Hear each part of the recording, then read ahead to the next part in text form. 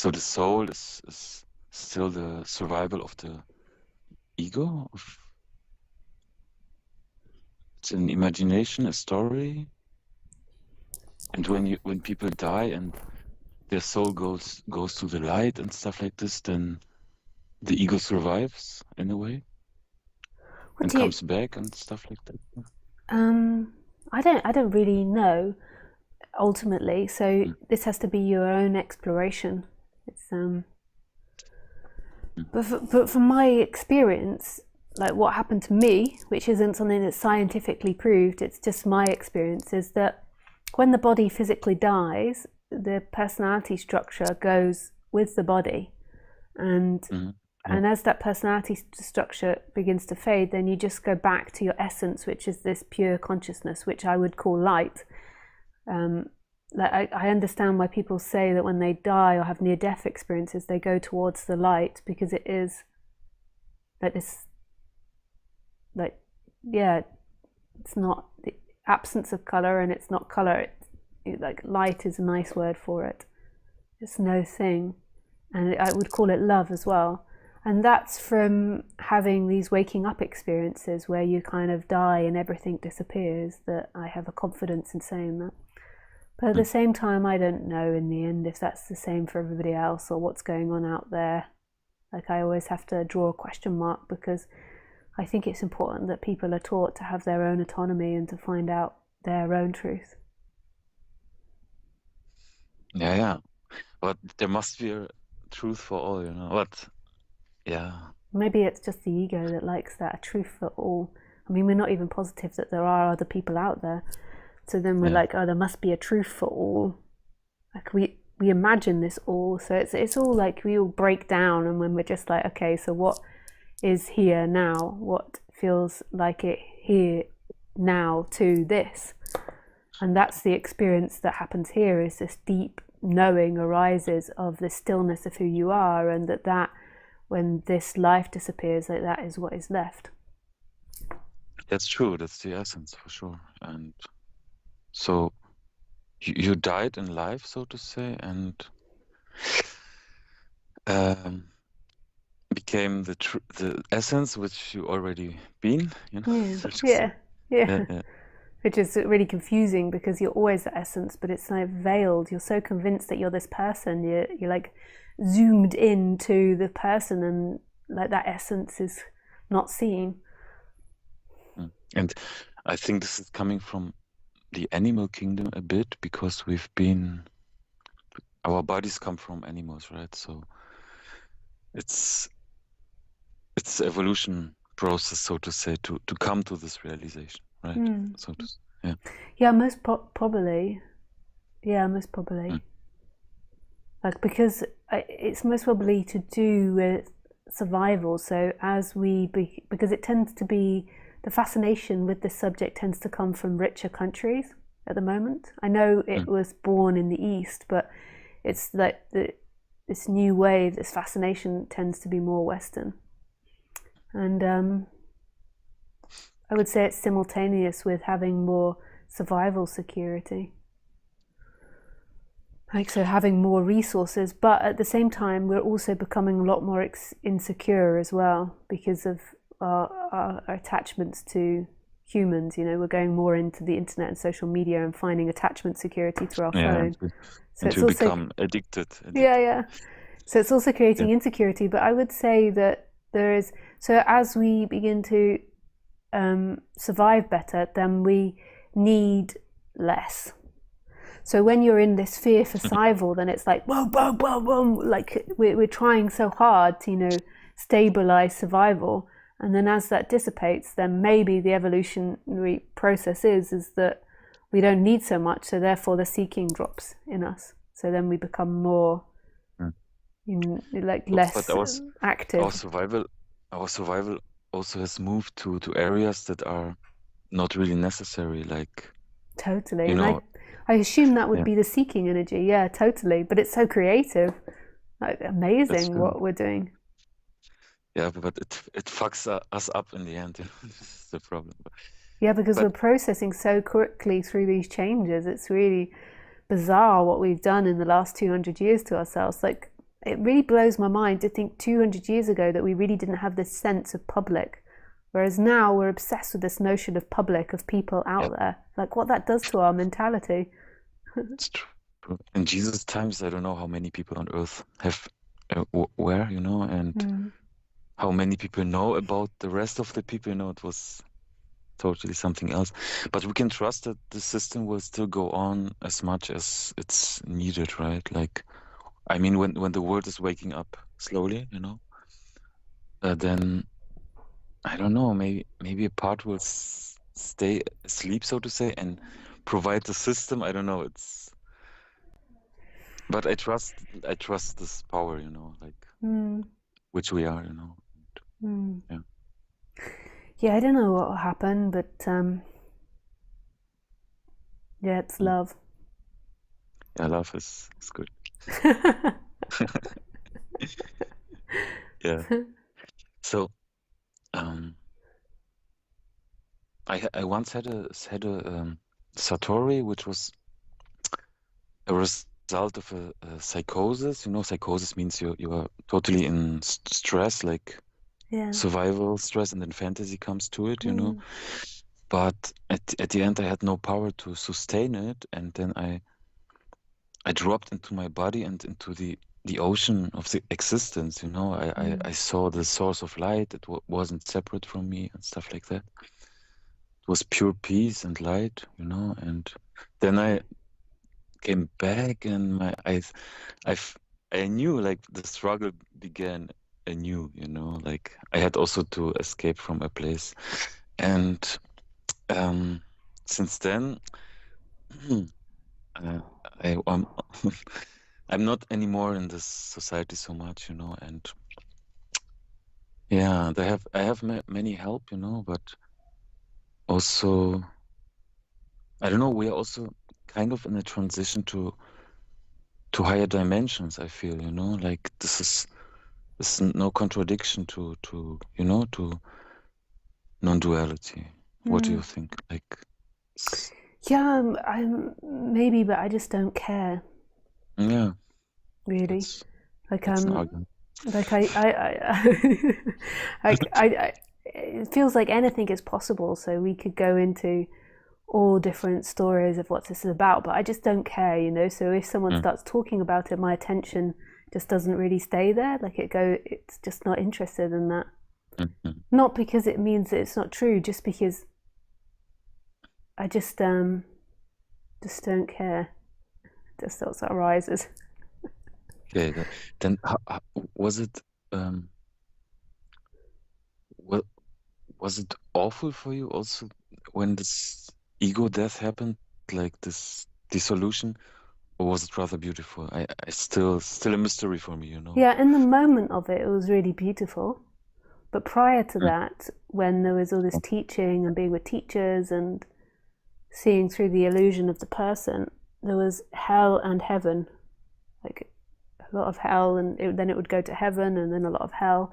So it was okay, quite like deep suffering came up, and it's really painful challenging yourself and going beyond our supposed ideas and not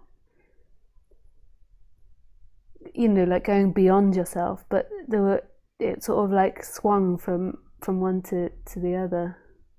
okay, and then both disappeared, so to say, both extremes, so to say. Yeah. Yeah, and there was also like lots of middle ground as well, where it wasn't one or the other, but it was, that was manifesting, which makes it difficult to do things like to set up a life, because that I Yeah, did it true. quite young. When you're setting up your life when you're younger, because your mind is changing a lot. So life looks completely different when you're in expansiveness to when you're in deep contraction. So That's true. Yeah. that was a difficulty. Like if you've got your life set up already and then get involved in this when you're older, then it's uh, That's maybe easier in that way, that you're not so like trying to sort out your home and your nest and your job and all these types of things. that's true. And um, did you had also some moments or phases like, oh, this is all bullshit. What am I doing here? This is not real. What I'm running after. Like, some? No, not really. No, I was like hooked. As soon as I heard about it, I was hooked. Okay, okay. But it's a little bit my personality type. I tend to fixate on certain things, and then I'm interested Good. in that, and that's that. It's been like I've been into this subject for over 20 years now, and I just love it. I'm not interested in all this other stuff like higher dimensions, but I never really was, but even less so now. I mean, I was Yeah. interested in some of the fancy Buddhist stuff, but mostly out of the ego because I like the idea of me becoming enlightened and having all these special powers. But then as that began to fade, I was like less interested, and now I really. But I love the essence of non-duality, that your freedom is your essence. I mean, Mm. it's just the most beautiful message to me. Everything else comes and goes, and everything else we can always debate and be unsure about. But this is the one thing that's always constant and never leaves. Yeah, Like that's true. it's like everything else is changing in this life. The nature of things is to change. That's why it's not separate things. It's one thing. It's like a kaleidoscope, this life, but just in very slow motion most of the time. Um, yeah. So And it is then a kind of evolution. you've got Mm. one thing that's always free. That you can Always. count on, but you don't know how it is, how it feels In a yet, way, like you can count on it, but it's like not the person counting on it, because the person is not something that inherently exists. The person is like, it comes and then it's like, oh, I want to count on something, and then it goes and then it comes back and it's wants to count on something, and then there's something watching that's here, that is Some, you, something real. Yeah, yeah. that's free. And, but how does it come that it um is how fixated to a body, and how does it come that it can't it's dependent on the relaxation degree of the body, you know what I mean? I don't know if it's dependent on the relaxation. I've been Mm. highly stressed. Like one time I was running a retreat, and Mm. this we were in the hills, and this fire and very high winds started out in the hills, and we were kind of a bit trapped in there, and the helicopters couldn't get in to put the water on the fire, so it was just getting closer and closer. It was a little Mm-mm. bit stressful. And so it's not about not having stress. That's not it either. So it's not dependent on the body being relaxed. That's an idea. It's That's an here, idea, it's and that everywhere. causes the tension also, right? Yeah, that causes the person to try to be relaxed all the time. It's like, must relax. Yeah. It's very I stressful. got it. I got it. I got Yeah. it. So it's not dependent on that. And what was the other question you asked? You said, how come it's, I forgot the other question. The one before, I don't know.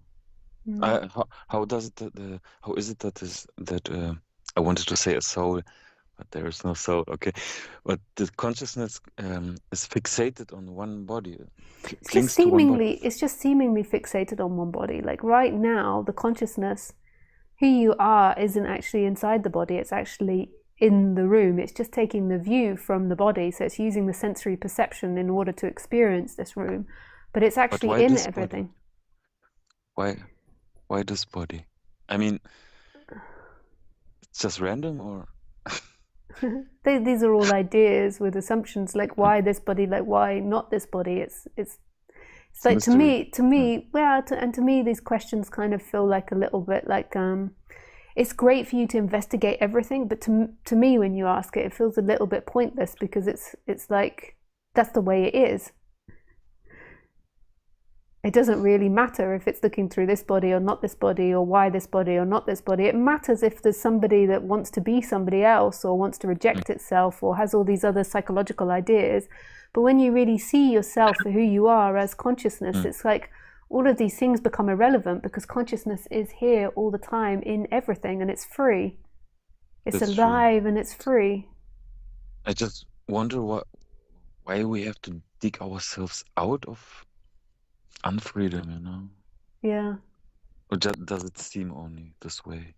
Like we have Only, to. seems that way. Mm.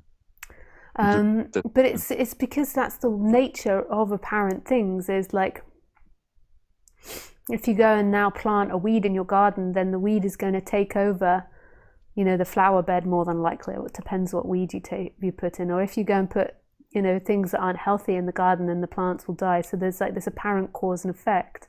And if we grow children to believe they're separate entities and to keep saying, you are this person, then this person is living a lie. So it begins to grow all these neurotic thoughts. So like having to go and dig up all these weeds and get all these roots out of your flower bed, you have to like go in and see what's not true in that person. And as that's undone, then something else is remembered that was always here, but it's kind of hidden by this mass of weeds that have grown. So that's why it seemingly has to be undone, but it's so impersonal. It feels so personal, but it's really impersonal. It's just a happening, and it's happening to every person because we're all going into this society being told you are this soul, you are this entity. And it's just like the course of things. Like, and the person also gets this like self-importance, like, and that can be important when you're healing yourself to have a sense of self-importance, because a lot of people disregard themselves, but it's like it's like you're so focused in on the person rather than the bird's eye perspective. Like it feels so important to the person. But I don't mean to get too therapeutic in this conversation, because I don't know your psychological makeup. And sometimes, like people can have very low self-esteem, be very like self-negating, and then they have to go through a process, ironically, of becoming more self-important. So me saying that could be damaging if psychologically you haven't worked on yourself in that way. So this is difficult when I get into psychology, because I'm talking to lots of different people, and there's all these people listening, and everybody's psychology is so unique. I understand, yeah. But does the person has to disappear to be in one, to be one? I don't speak like that. I would say the attachment to the person has to disappear. The character is always going to be there, but the attachment that is you, this like sucking in that is you, and connecting it to presence, connecting it to consciousness, has to disappear. So we are not the person, and once we perceive this, we see it, then it already starts or ends, or but it's not really you seeing it, it's a happening. Yeah, but they say like the self, you are the self, the big self, Yeah. But you don't have to identify with it as, no, it's a mystery. Okay, it's a mystery. But but who identifies itself as others? You go down the rabbit hole. It's great to ask yourself all these questions, to take half an hour in the day and to really ask yourself this, like, what is the big self, and who is the one that wants to get to the big self? The big self, the big consciousness, has no position. It doesn't think. It doesn't like think, this is the big self part or anything like that. It's just watching. It's just experiencing, and everything else is the mind. So what is it that's non-dual in this experience? What is not separate? What never moves? What never leaves? The one thing that perceives everything and is everything simultaneously, and this we can call God, right? So to say. Yeah. Yeah. Yeah. Yeah. Yeah. Nice. And then it's okay. So okay. I was going to say maybe that's enough now. Yeah. I can feel my jaw getting tired, not because of you, but because of the last hour and a half of speaking. No problem. And stuff. Okay. But yeah, I really enjoyed speaking with you. Thank you for your questions and your exploration. Thank you too. Yeah. Okay. Thank you. Bye-bye. Okay. Yeah, and just a disclaimer that I want to say to people, the more I've learned over the years, the more I've seen that, one shoe doesn't fit all. So it really depends on the psychological level the way that your makeup is. So it's so much better if you're deconstructing the person and exploring the person to work with somebody one-to-one, because then they can really get to know your dynamics, because it really depends your particular thought structures. So even your particular thought structures could listen to non-duality and make it a way of abusing yourself, or making it a way of negating yourself and not putting your needs and your wants first on the human level, if you understand what I mean. So, you know, all the psychological stuff that I've spoken about today, take it with a pinch of salt, and it's better to work with somebody one-on-one that's experienced in this. On my website now, I do have psychologists and non-duality teachers. There is a link on there, but you've got to read through it. I don't have a main title for it yet, and you will find these links to work one-on-one with people. It's always better, if you're deconstructing yourself, to work with someone at some point, because we're deluded by ourselves. Yeah. And not mixing up the absolute with the relative, which happens all the freaking time. Yeah, so that's my little disclaimer for today. I've most probably said that 1,000 times. Yeah, so nice. Yeah, thank you everybody that called in for being open and willing to explore this subject and explore themselves. Yeah, I so appreciate sharing this with everybody. It's not my message, doesn't belong to me. It's coming through through the apparent timeline and spontaneously now. So this is conditioned by all the other teachers and speakers and life experience in this body and previous lives, and through this moment now. Yeah. Nice. Yeah, so I wish you everything. And don't forget to like the video, because YouTube is suppressing long videos. So you've got to fight back against YouTube. And it did work a bit. Yeah. Nice last week. Okay. Lots of love. Tschüss.